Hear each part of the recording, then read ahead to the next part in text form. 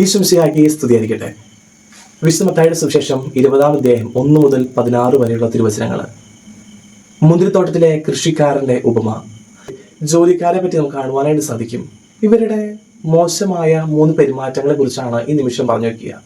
ഒന്നാമതായിട്ട് അലസരായി നിൽക്കുകയായിരുന്നു എന്ന് പറയാം. വീട്ടുടമസ്ഥൻ പുറത്തേക്ക് വരുമ്പോഴൊക്കെ ഇവരെ അലസരായിട്ട് നിൽക്കുന്നതായിട്ട് കാണുകയാണ്. വിശുദ്ധ ഗ്രന്ഥത്തിൽ പറയുന്നുണ്ട്, അലസന്റെ മനസ്സ് സാത്താന്റെ പടിപ്പുരയാണെന്ന് പറയുക. നമ്മുടെയൊക്കെ ജീവിതത്തിൽ അലസരായിട്ട് നാം നിൽക്കാതിരിക്കുക.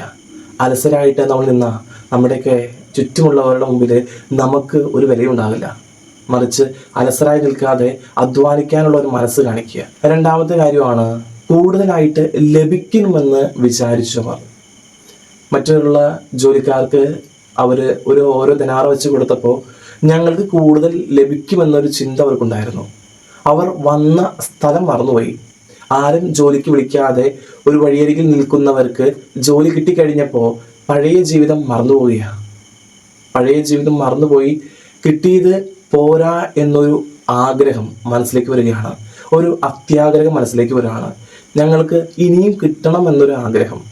നമ്മുടെയൊക്കെ ജീവിതത്തിൽ അങ്ങനെയുള്ള ആഗ്രഹങ്ങൾക്ക് മാറ്റിവരിക്കുക. നമ്മൾ അധ്വാനിച്ച് നമുക്ക് കിട്ടുന്നതേ ഏറ്റവും വിലമതിപ്പുള്ളൂ. അല്ലാതെ നമ്മൾ ഒരുപാട് ആഗ്രഹിക്കാനായിട്ട് പോകാതിരിക്കുക. നമ്മൾ നമ്മുടെ കഴിവിനൊത്ത് ആഗ്രഹിക്കുക. നമ്മുടെ കഴിവിനൊത്ത് ദൈവം നമുക്ക് നൽകും. മൂന്നാമതായിട്ട് പെറുപെറുക്കുന്ന സ്വഭാവം. സുവിശേഷം പറഞ്ഞു വയ്ക്കുക, അവർ വീട്ടുടമസ്ഥന് നേരെ പെറുപെറുത്തു എന്ന് പറയുക. നമ്മുടെയൊക്കെ ജീവിതത്തിൽ പാൽ കൊടുത്ത കൈക്ക് തന്നെ കുത്തി എന്ന് പറയാറുണ്ട്. അങ്ങനെ ആകാതിരിക്കുക ജീവിതം. നമ്മൾക്ക് ഒരാൾ ഒരു സഹായം ചെയ്തു തരുമ്പോൾ തീർച്ചയായിട്ടും അവരെ സഹായിക്കേണ്ട ഉത്തരവാദിത്തം നമുക്കുണ്ട്. അതുകൊണ്ട് നമ്മൾ അവരെ സഹായിക്കുക. നമുക്ക് കിട്ടിയ അനുഗ്രഹങ്ങൾക്ക് നമുക്ക് നന്ദി പറയാനായിട്ട് സാധിക്കണം. ഈ മുന്തിരിത്തോട്ടത്തിലെ ജോലിക്കാരെ പോലെ ആകാതെ യഥാർത്ഥ ജോലിക്കാരായിട്ട് മാറുക. ക്രിസ്തുവിൻ്റെ സുവിശേഷം പ്രസംഗിക്കുന്ന ഒരു വേതനവും ആഗ്രഹിക്കാതെ തീഷ്ണതയോടെ, അലസരായിട്ടല്ല മറിച്ച് തീഷ്ണതയോടെ, പെറുപെറുക്കാതെ, കരുത്തോടെ മുന്നോട്ട് പോകുന്ന ഒരു യഥാർത്ഥ സുവിശേഷ പ്രഘോഷകരായിട്ട് മാറാനായിട്ട് സാധിക്കുക. ദൈവം നിങ്ങളെല്ലാവരെയും സമൃദ്ധമായിട്ട് അനുഗ്രഹിക്കട്ടെ.